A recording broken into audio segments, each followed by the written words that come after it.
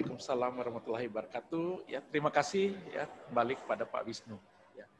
Bapak, Ibu, dan rekan-rekan sekalian peserta webinar series kali ini, kita akan lanjut pada sesi yang ketiga ya, yang hari ini akan disampaikan oleh Bapak Fibi Adi Swasti Pradana selaku Vice General Manager PT Debindo Multi Adi Swasti. Kita punya waktu 60 menit ya, yang akan diawali oleh presentasi dari Pak Fibi. Dan sekali lagi saya ingatkan kepada pemirsa ataupun peserta, kalau ingin menyampaikan pertanyaan kepada Mas Fibi bisa langsung ditulis di kolom Q&A. Baik, Pak Fibi, kesempatan kami berikan untuk bisa memberikan presentasi saat ini. Oke, terima kasih sebelumnya kepada Pak Faisal, Pak Marsy, dan juga Pak Wisnu. Pak Wisnu adalah panutan saya, senior saya ini, dan juga rekan saya. Kebetulan beberapa kali kita menjadi salah satu speaker di acara Kemenparekraf, pelatihan online training, dan juga beliau juga jadi speaker saya waktu itu, waktu pelatihan. Gitu. Jadi kita sama walaupun sudah berkecimpung di industri MICE, jangan sampai kita merasa sudah di top level gitu. Jadi kita walaupun sudah di atas harus tetap belajar gitu dan menerima feedback dari beberapa rekan di industri MICE karena memang pengalamannya pasti akan berbeda. Ya, ini salah satu statement dari generasi penerus untuk MICE industri di Indonesia. Dan kita sangat berharap tenaga-tenaga muda seperti beliau ini yang bisa nanti menerima tongkat estafet untuk meneruskan industri MICE di Indonesia. Selamat ya Mas Bibi. Ya, terima kasih Pak. Mungkin untuk mempersingkat waktu, Pak Marsy, Pak Wisnu, saya langsung ke materinya saja ya. Saya izin share screen. Siap. Saya lupa ucapkan terima kasih ke Mbak Novinda sama Mbak Aina sudah menginvite saya juga, sudah meng-approach dari waktu yang cukup lama, seminggu yang lalu gitu ya, untuk mempersiapkan materi ini gitu ya, sehingga bisa dapat berjalan dengan baik acaranya. Mungkin saya izin share screen sebentar.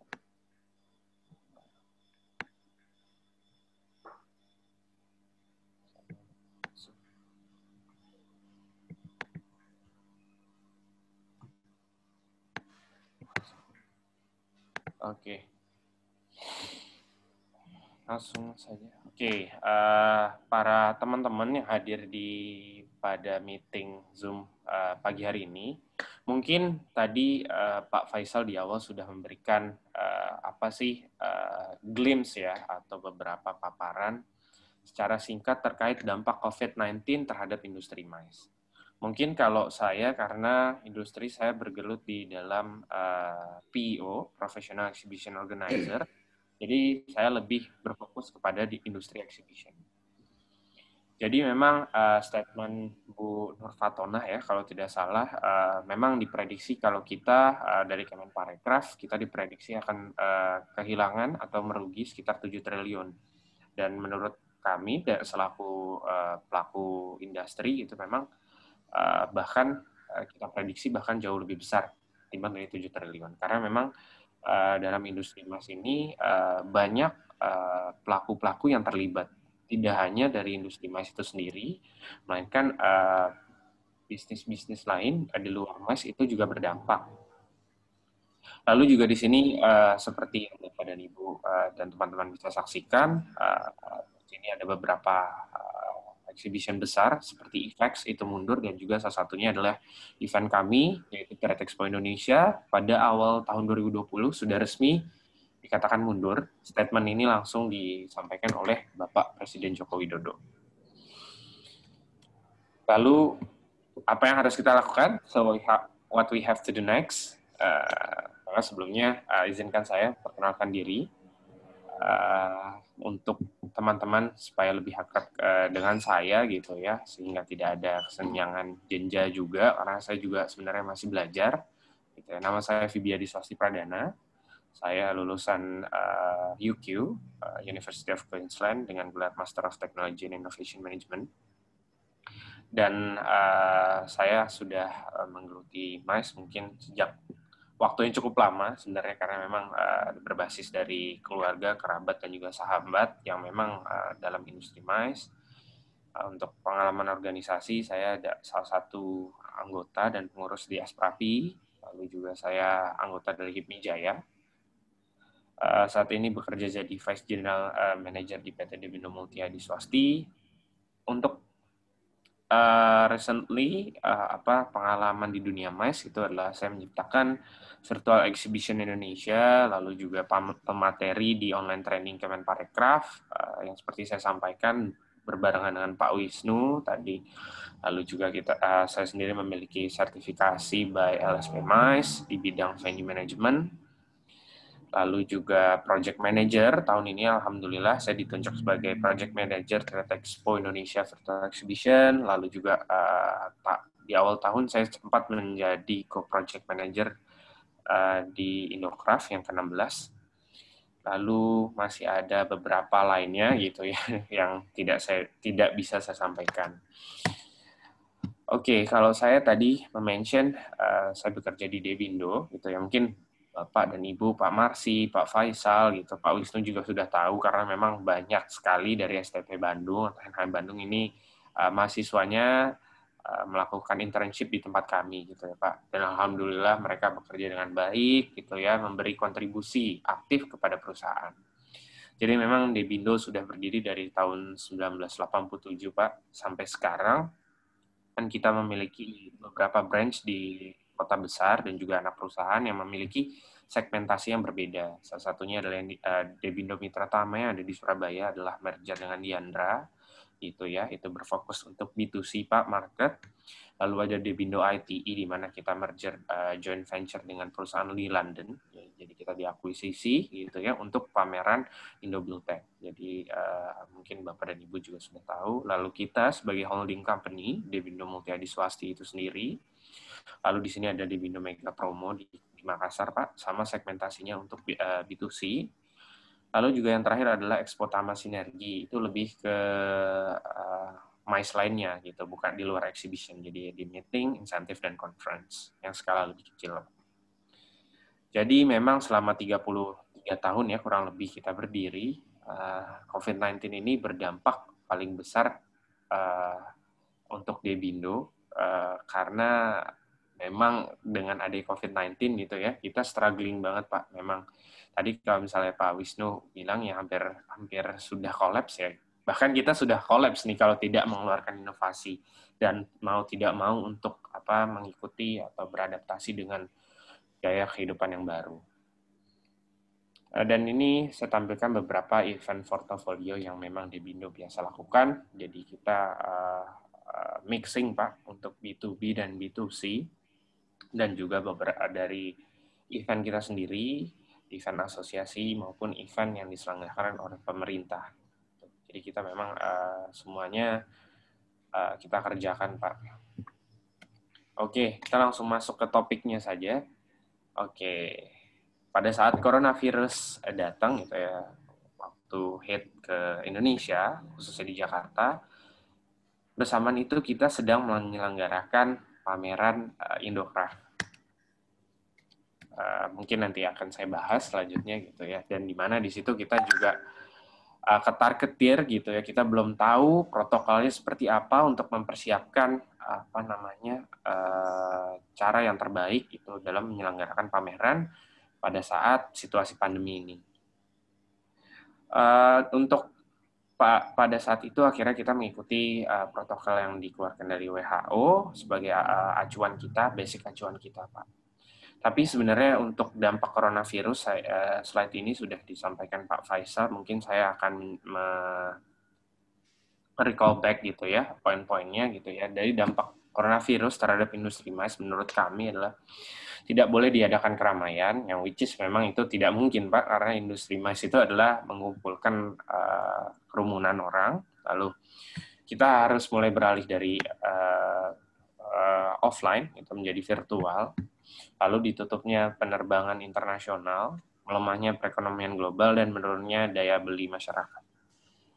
Tadi Pak Wisnu juga mention gitu karakteristik nanti buyer atau visitor yang hadir. Pak Wisnu bilang mungkin tidak akan berubah. Ya, kami juga berharap tidak akan berubah, Pak, karena memang industri kami MICE itu harus diselenggarakan ada baiknya itu menggunakan cara yang konvensional seperti biasa, yaitu offline, bukan online seperti ini, karena memang experience-nya pun akan jauh berbeda dengan yang offline, Pak. Jadi mau tidak mau kita tetap harus berpaku pada yang konvensionalnya. Akan tetapi memang nanti pasti ada pergeseran-pergeseran, perbedaan yang nantinya akan membedakan pre-COVID-19 dan post-COVID-19. Jadi industri MICE-nya akan jauh lebih berkembang, lebih baik lagi, Pak. Seperti adanya protokol kesehatan dan CHSE yang diterbitkan oleh Kemenparekraf. Lanjut.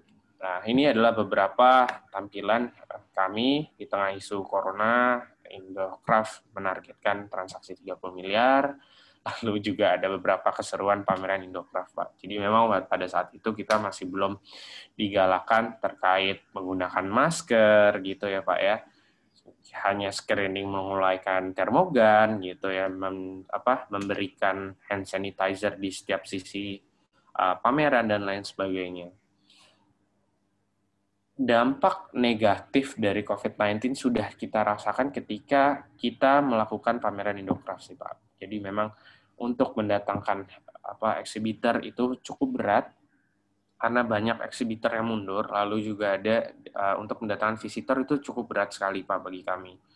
Penurunan ini kurang lebih ada sekitar 50%, Pak. Yang tadinya kita biasanya minimal itu ada 12 ribuan untuk pameran skala kecil gitu ya. Selama 4 atau 5 hari, kita hanya mendapatkan 6.000 saja, Pak. Sekitar 6 ribuan gitu ya.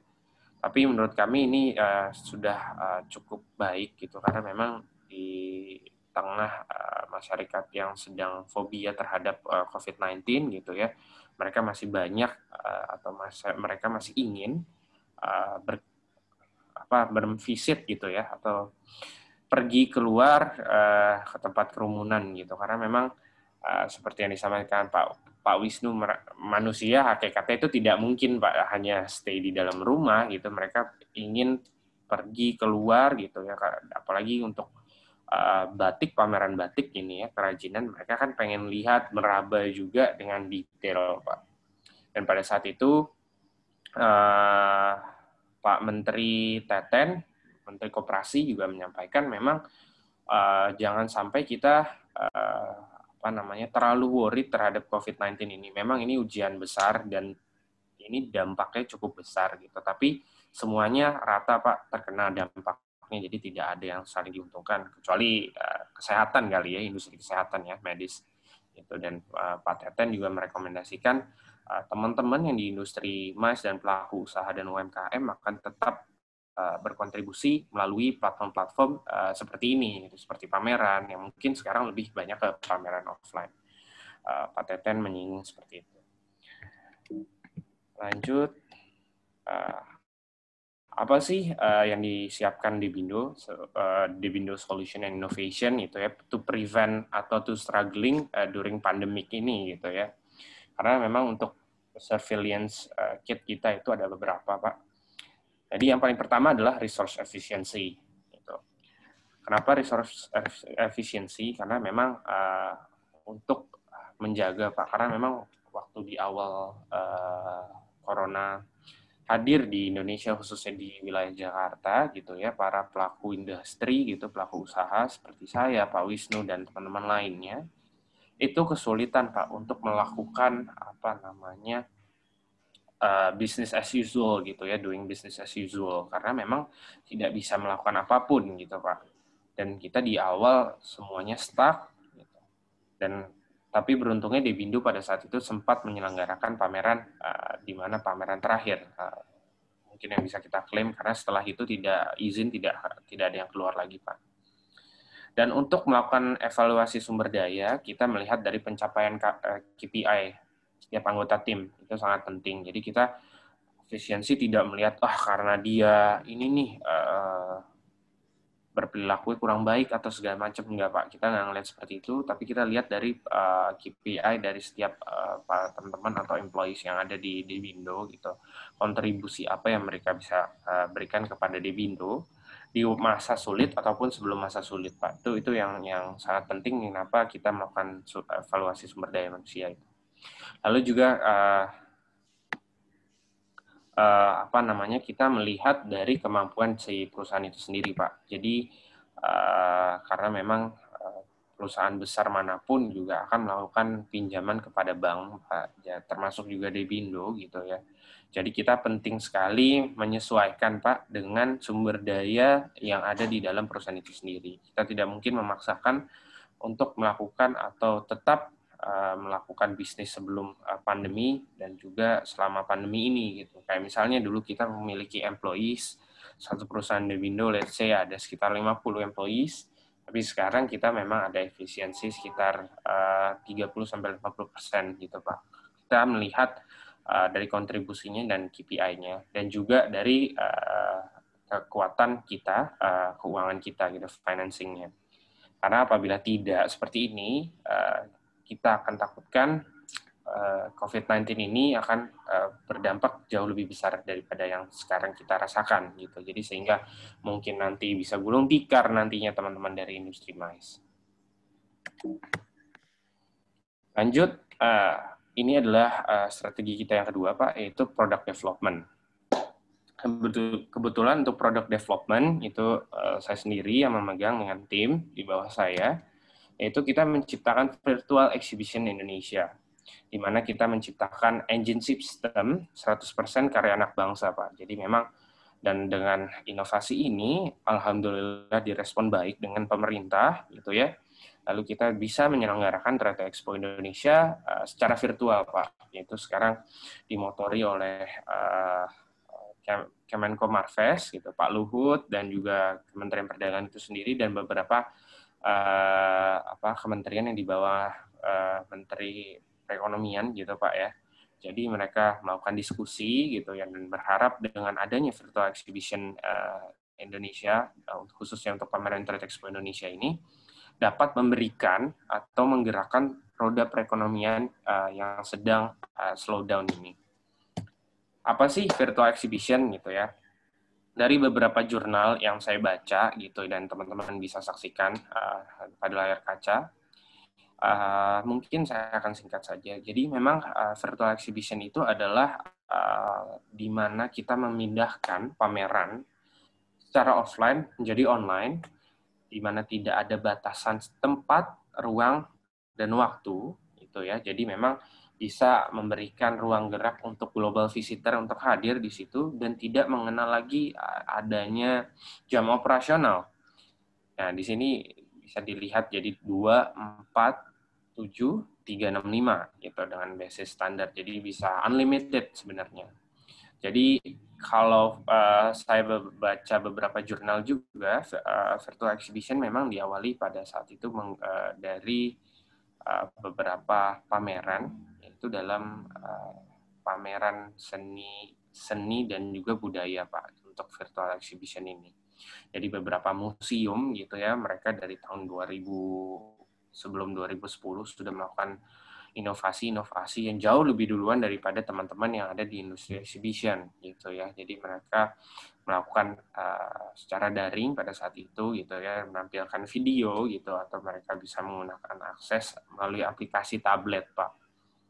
Lalu juga mulai sekitar mid 2015 saya sudah melihat beberapa virtual exhibition di mana memang konsepnya mirip dengan Google Maps. Waktu itu saya lihat eventnya kurang lebih ada di China gitu.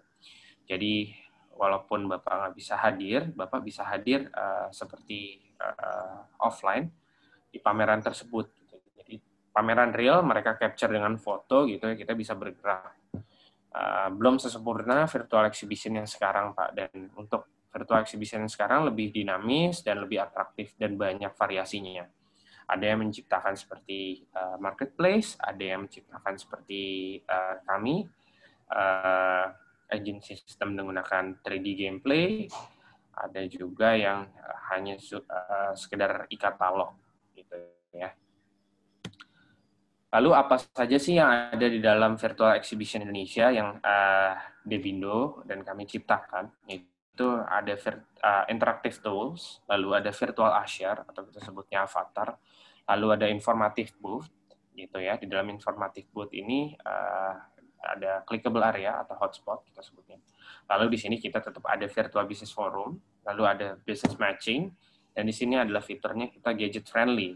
Jadi teman-teman nanti dan juga Pak Marsi dan Pak Faisal ataupun Pak Wisnu bisa berkunjung juga menggunakan gadget seluruh gawai yang ada gitu, dari handphone, dari smartphone, tablet, lalu juga ada laptop, ada PC itu bisa digunakan. Yang terakhir di sini ada event report. Jadi Bapak selaku visitor juga bisa melihat gitu ya, dan juga exhibitor traffic yang hadir di pada virtual exhibition ini. Mungkin saya minta waktu sedikit untuk menampilkan apa yang sudah kita lakukan, gitu ya. VEI Indonesia ini, apa yang sudah kita lakukan melalui event Trade Expo Indonesia secara virtual. Sebentar, saya akan share screen. Oke. Masuk share screen saya? Masuk. Hanya yang untuk linknya belum muncul untuk yang YouTube-nya ya. Oh, YouTube-nya belum muncul ya Pak Marsi ya? Belum. Oke, sebentar saya stop share dulu. Oke. Ya, sudah. Ya. Sudah masuk ya Pak ya? Sudah. Oke. Expo Indonesia 2020 goes digital.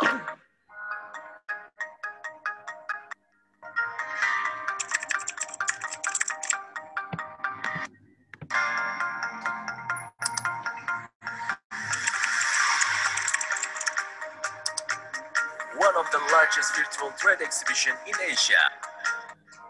Trade Expo Indonesia is now made easy, fast to access, presenting online real-time business opportunities in the way like a live event with facilities and infrastructure in three-dimension visual experience. Online visitors are welcome to take control of the navigation menu to explore routes across different halls.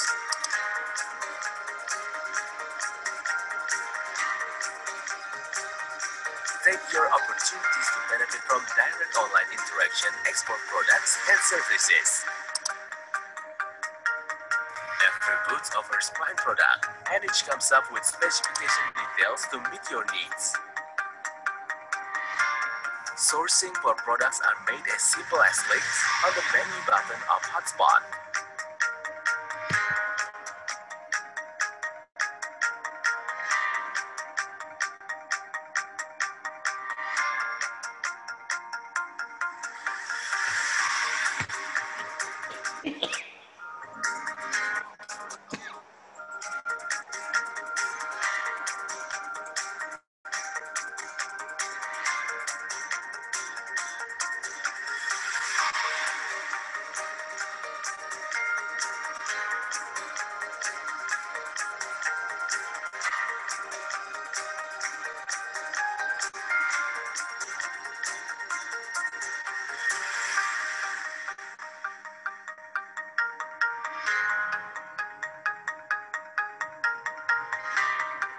Make sure you get prepared for more opportunities at Trade Expo Indonesia Virtual Exhibition 2020.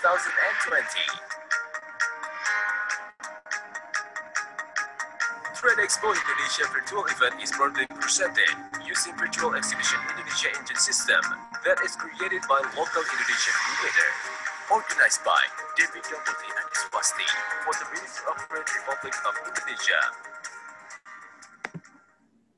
Ya, kurang lebih seperti itu Pak tampilannya yang kita ciptakan pada Trade Expo Indonesia inovasi tahun ini 2020 gitu ya, goes Devindo digital. membuat sebuah platform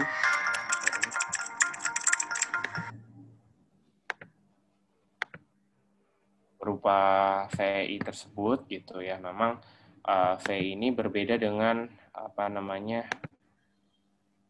virtual exhibition lainnya, Pak. Biasanya mostly yang ada di Indonesian market saat ini, mereka beli dari luar, jadi sudah di-develop dari orang luar negeri, dan lebih rigid atau kaku, gitu sih, tidak sedinamis yang kita miliki.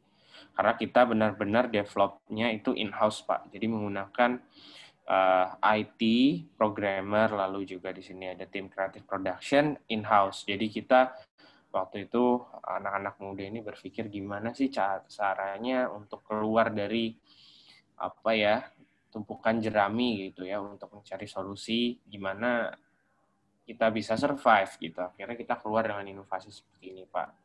Dan kebetulan kita satu-satunya event exhibition yang bisa PO, Professional Exhibition, di Jakarta ataupun Indonesia saat ini gitu, yang memiliki venue secara virtual, yaitu hanya di Bindo. Jadi kita memiliki venue IceBSD, GCC, dan juga G-Expo, Pak.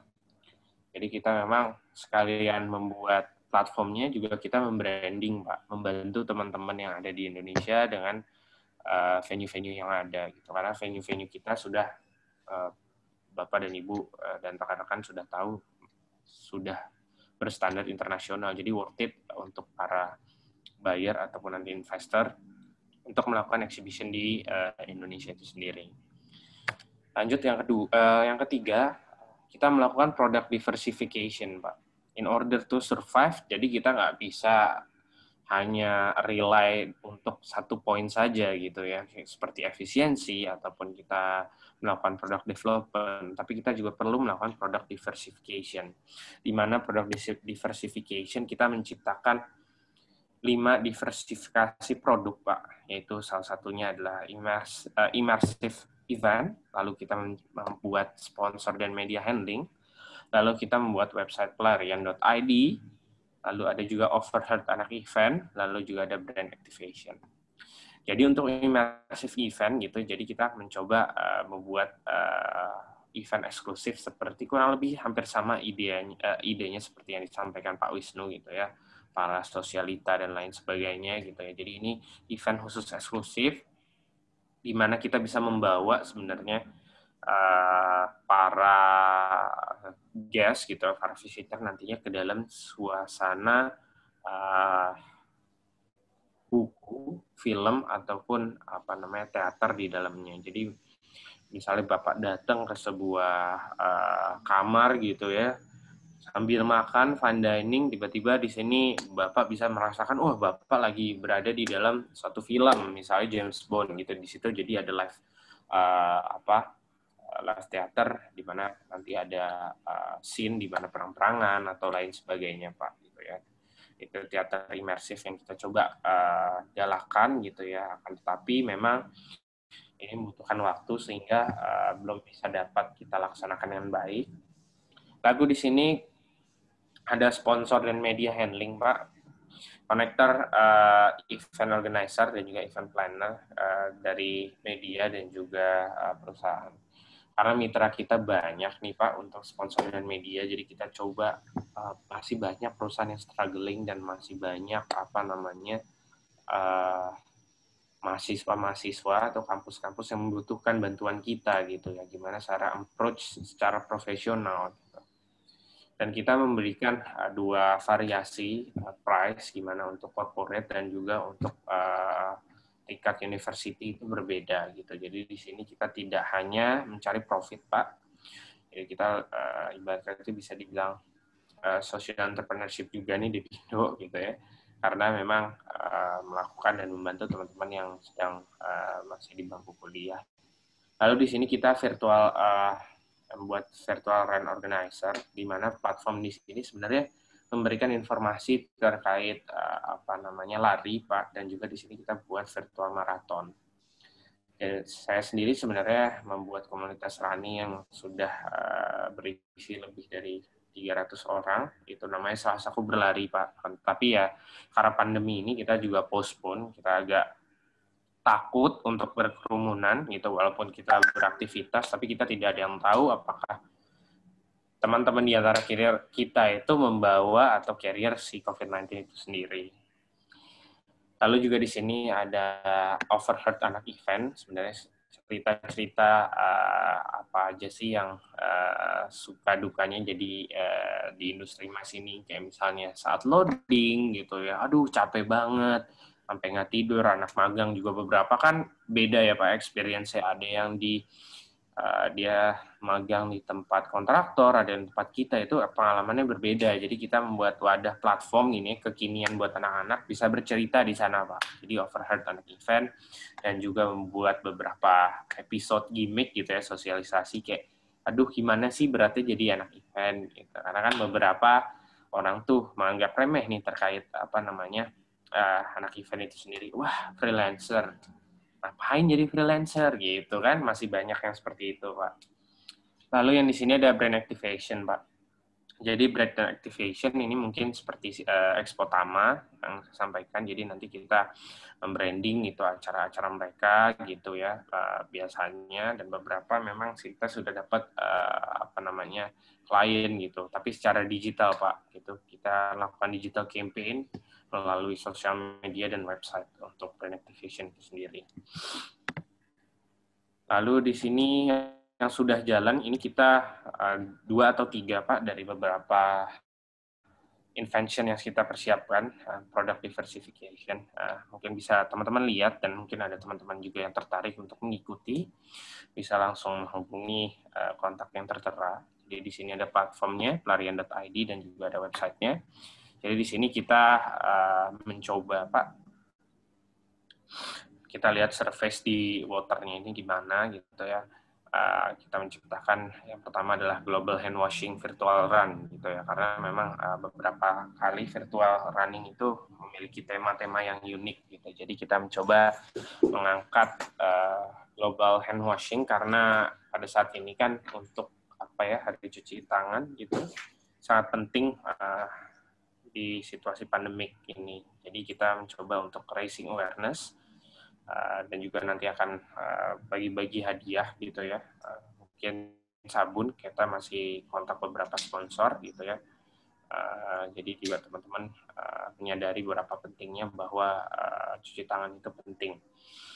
Lalu di sini juga ada sponsor dan hadiah media handling. Terakhir itu kita menangani Lead the Fest gitu ya. Ini kayaknya acara kampus gitu. Kebetulan saya bukan jadi project manager ya di sini. Jadi ada staff kami beberapa, saya cuma terima report.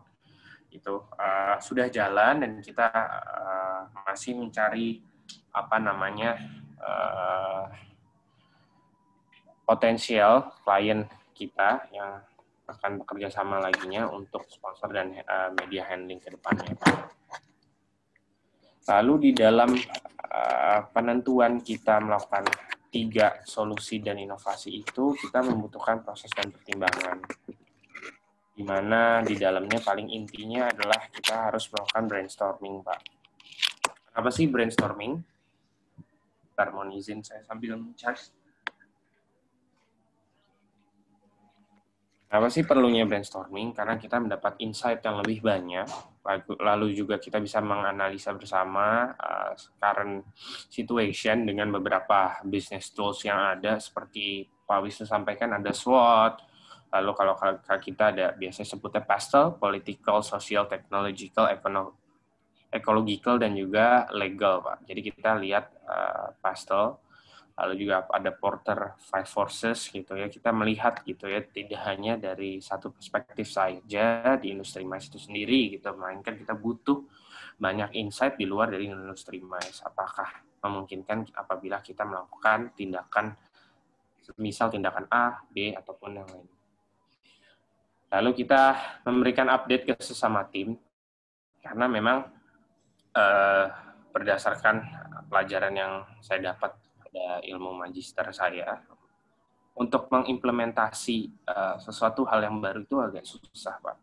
Banyak resistant to change, apalagi baby boomers gitu ya, mungkin yang tua-tua gitu ya, yang usianya sudah di atas 40 tahun gitu. Mereka karena sudah berada di zona nyaman, mereka tidak mau berubah, tidak mau beradaptasi dengan gaya kehidupan yang baru, sehingga kita perlu update ke sesama tim lebih intensif dan penyampaiannya pun harus menyesuaikan dengan keperluan materi yang akan disampaikan gitu. Jadi misalnya materinya tentang anak muda gitu ya, mungkin gaya bahasanya juga tidak bisa seperti anak muda gitu. Harus lebih ke formal mungkin ya kalau ke orang tua gitu. Karena kan beberapa gaya komunikasinya juga berbeda. Dan kita juga pentingnya mendapatkan feedback, Pak. Jadi tidak hanya insight, juga respon dari tim kayak gitu. Sejujurnya Debindo dengan menciptakan Virtual Exhibition Indonesia ini juga masih banyak yang resistant to change gitu ya, dan masih banyak teman-teman di sesama industri menganggap remeh hal ini. Tetapi kita harus memberikan statement, harus kokoh, juga bisa menunjukkan bahwa Debindo mampu dan juga kita mampu untuk melaksanakan beberapa inovasi yang kita lahirkan sendiri gitu. Sehingga dengan keyakinan tersebut, teman-teman yang ada di dalam tim kita bisa mengikuti tren positif tersebut, Pak. Jadi mereka tidak lagi resistant to change, so mereka mau melakukan adaptasi dengan gaya perkembangan bisnis yang baru. So back again we have to change. Kita nggak bisa terus-terusan di zona zaman gitu ya, karena mau gimana pun prediksinya memang dari teman-teman Asprapi juga menganggap pameran baru bisa terlaksana tuh di akhir tahun 2021, Pak. Jadi kita mau nggak mau dari sekarang harus mulai lebih inovatif dan mau berubah. Yang susah ini adalah mau berubah, Pak. Karena mungkin kita sudah belajar puluhan tahun di industri MICE seperti ini, tahun ini tidak bisa melakukan apapun gitu, dan teman-teman ya udah kita pasrah aja lah nunggu misalnya ada vaksin, itu juga tidak boleh, Pak. Yang terpenting adalah di sini adalah kreativitas, ya, creativity gitu yang seperti disampaikan Pak Wisnu juga. Kalau kita berhenti berkreasi, maka tamatlah sudah karir kita, gitu kan. Apalagi sebenarnya industri MICE ini industri yang sudah kotak, Pak. Apabila Bapak masuk ke dalam industri tersebut, ya udah sampai selamanya itu berkembangnya ya di pilar-pilar itu saja gitu. Makanya kita pun harus membuat kreasi yang baru sehingga tidak bosan ada di dalam industri MICE tersebut. Lalu apa saja sih perbedaan yang biasanya kita lakukan saat sebelum COVID-19 dan juga sekarang pada saat during pandemi? Mungkin pro and cons-nya banyak, dan salah satunya saya bisa tampilkan di sini. Mungkin pada saat offline atau sebelum pandemi, saya bisa melakukan education day during setup. Jadi kebetulan ini teman-teman Prasetya Mulia saat itu melakukan kunjungan. Gimana sih pengen tahu cara loading pameran exhibition skala internasional dengan visitor yang cukup banyak itu seperti apa, karena kompleksitasnya tentu akan berbeda. Saya juga menunggu nih nanti kalau STP Bandung NHI mau datang gitu ya, saya terima dengan baik gitu ya. Waktu itu juga kita sebenarnya sudah memberikan surat untuk mengajak teman-teman NHI bergabung volunteer dalam Trade Expo Indonesia, akan tetapi itu berbarengan dengan ujian, jadi ya banyak teman-teman yang mundur, yang mengikuti kakak tingkat atau adik tingkatnya yang mengikuti dari tahun lalu gitu. Sebenarnya keseruan di sini banyak, Pak, karena tidak hanya melihat proses setup, tapi bisa nanya-nanya juga ke kontraktor gimana cara bangunnya dan lain sebagainya, dan bisa tahu cara loading, karena cara loading itu kan berbeda, Pak. Itu lebih unik dan semua pintu di sini akan terbuka dengan lebar gitu. Jadi Bapak tahu nih, oh misalnya, oh ternyata ada ruang rahasia di sini, oh di sini ada ruang bonded warehouse gitu. Untuk penyimpanan barang gitu ya. Mungkin teman-teman anak event ya sekedar tahu doang, tapi rupa bentuknya seperti apapun belum tahu. Jadi di sini benar-benar experience teman-teman nantinya mendapatkan informasi yang cukup, sehingga apabila nanti teman-teman mau jadi masuk ke dalam industri MICE sudah lebih tahu lagi nih nantinya. Gitu. Lalu di sini adalah exhibition show days-nya kurang lebih seperti ini sebelum pandemi. Jadi ya layaknya pameran seperti biasanya, pameran B2B dan B2C gitu ya. Di sini ada product showing, di sini juga ada business forum, ada seminar juga di sini, ada crowd yang bisa kita saksikan. Akan tetapi perbedaannya dan pro dan kontranya yang dengan sekarang adalah seperti ini. Jadi pre-show, show days, dan juga post-show kita lakukan di kantor, Pak. Jadi memang kita lebih melakukan perbedaannya lebih menghemat jauh pastinya ya untuk cost dan juga sewa venue, sewa kontraktor dan lainnya gitu ya. Tapi di sini ada peran positif yang bisa kita petik gitu ya. Kita lebih dekat dengan teman-teman di perusahaan kita sendiri gitu, karena memang dari pre-show, show day sampai post-show kita tidak pernah terpisahkan lagi, Pak, gitu ya. Kita selalu berbarengan, kumpul sekarang base camp-nya untuk event semua di kantor dan juga di rumah gitu. Sehingga ya tidak perlu lagi gitu untuk mengkoordinasi secara harus melakukan rapat pertemuan. Kita juga bisa melakukan dengan Zoom meeting ini. Maka juga pamerannya virtual exhibition-nya juga kita lakukan dari kantor, Pak.